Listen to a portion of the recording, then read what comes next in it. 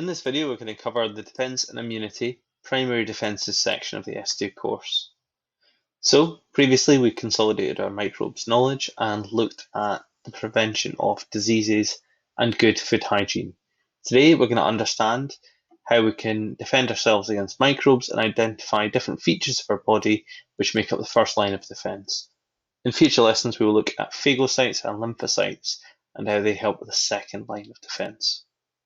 So, microbes are found everywhere. You find them in the soil, the water, the air. But what am I telling you? You came to my last lesson, so you know all about pathogens. So why aren't we constantly affected by microbes? How is it that we are still alive? The answer is our natural body defences. We have the outer primary defences, and then we have our inner secondary defences, which encompasses most of our immune system. So you could discuss at home with the people if you wanted, pause the video. What kinds of defences do you think your body might have to stop you getting different infections? Think about what stops things getting into your bloodstream, and then you can think ahead to next lesson if you want. What would stop them once they got into your bloodstream? So your skin, that is the first best line of defence. This is why cuts and things have to be cleaned and covered really quickly. So the skin is a physical barrier. It prevents microbes from entering the body. Nose hairs. So along with the mucus in your nose, lovely, it traps bacteria and other pathogens and prevents them getting into the body itself.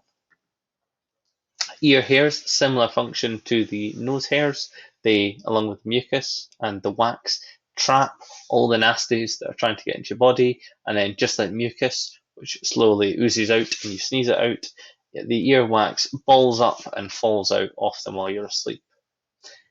Inside your body, we have tiny cilia, which are just little finger-like projection hairs in your airway, and they, again, with mucus, which is really providing a lot of the protection here, they trap the nasties, and the cilia work to move all the caught mucus up out of your airways, and then it falls down into your stomach where it is digested. So we've had skin, we've had nose hairs, ears hairs, we've had cilia in the airway. We've got tears, so they contain enzymes like lysozymes that digest all the nasty. So we've got the physical defences, but we've also got what are called chemical defences. So like enzymes in your tears, enzymes in your saliva, and lots of other stuff. We've talked about the function of mucus already. So along with the hairs and the cilia, the mucus will trap particles like dust and pathogens inside your airways. They contain microbes that kill the bad things, the pathogens, and also trap it so it can be swallowed.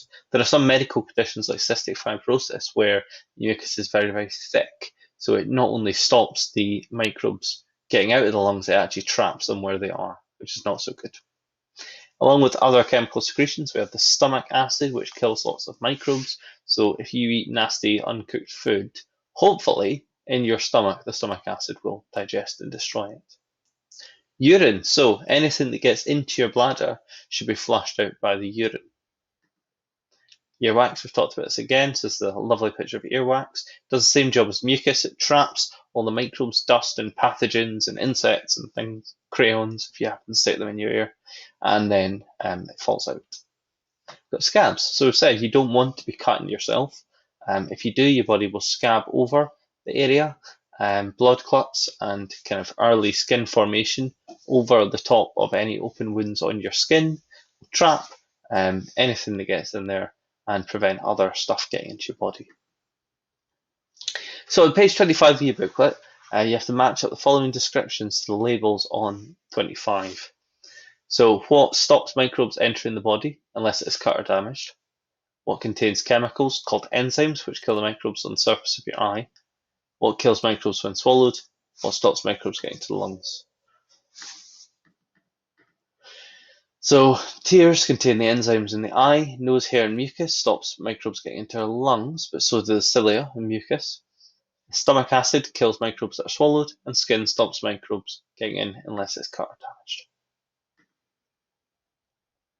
So why are burns victims so prone to infection? And if your blood couldn't clot, you would be at high risk of infection. Find out what this disease is called. So, I'll give you some answers. Burn victims are prone to infection because, as we know, the skin is one of the first best lines of defences, stops pathogens getting into your body. And blood clotting, if you are haemophiliac, there's other clotting disorders as well, but if you're haemophiliac, that your blood would not clot very well. Okay. In the next video, we will look at phagocytes and lymphocytes and hopefully answer some of your questions.